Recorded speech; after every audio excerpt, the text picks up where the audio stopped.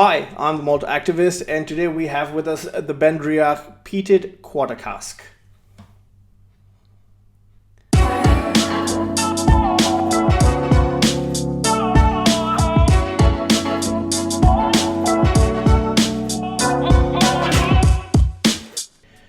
I remember buying my first Benriach many years ago, and it was the Benriach 20, and for some reason it was absolutely horrible. It was literally one of the worst whiskeys I've ever had. It was acrid. There was something completely wrong with it, and I hated it. And I was like, I'm never ever gonna buy a Benriach again. And then 5 years later, I was like, don't be an idiot.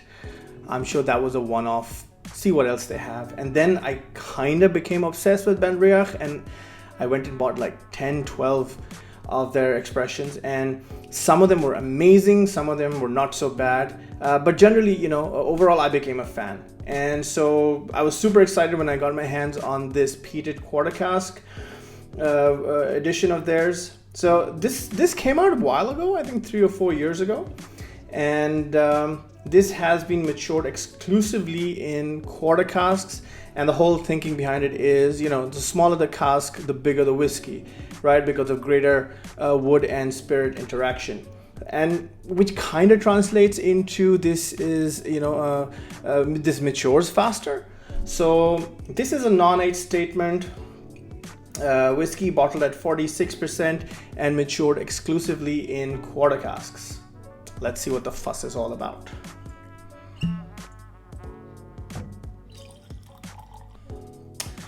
Right, so this is non-chill filtered, no coloring added.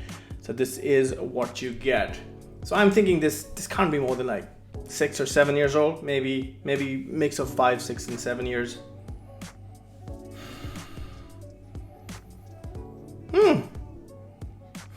Immediately fruity, very fruity. Apples, pears, peaches.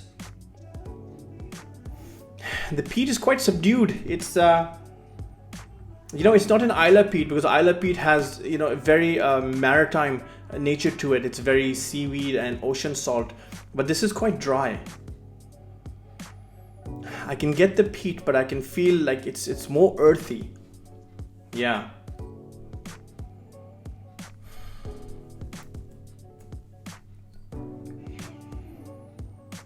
Sugary, like barley sugar, demerara sugar.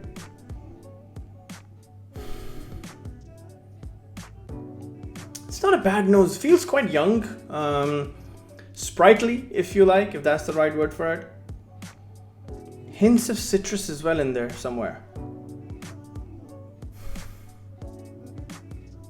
So overall, not a very complex nose. I don't expect it to be complex, given that this is a youngish whiskey, even though it's been matured exclusively in quarter casks. I did not really expect it to have any sort of major complexity to it, but it's a decent enough nose.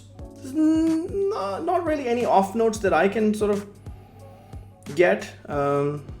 Perfectly pleasant. I like it.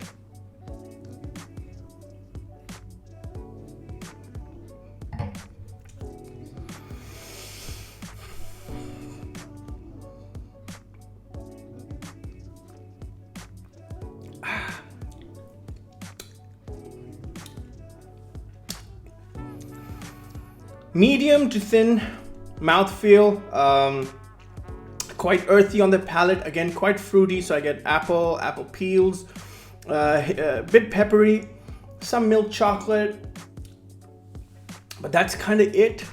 The finish is quite medium to short. I mean, it doesn't fall off a cliff, but it just kind of evaporates quickly, and again, chocolate, some cocoa notes in there as well for the finish.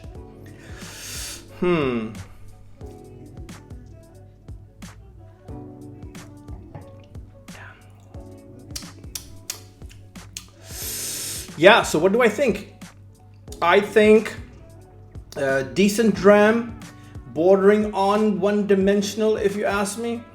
which may not necessarily be a bad thing. I can see myself pouring this one out on holiday at breakfast time because I want to get a little feeling of whiskey in my mouth before I go out and spend the rest of my day. So this would be my go-to dram. But no, this wouldn't be something that I open up late at night as one of my last few drams to drink before hitting the sack.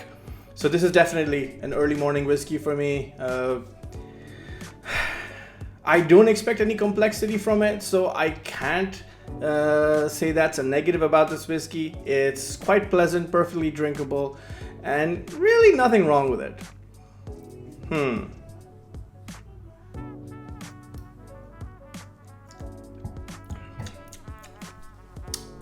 Yeah, I mean, it's not bad. It's not bad. So good. So thank you for joining me for this whiskey review. I'm the Malt Activist. Until next time, peace.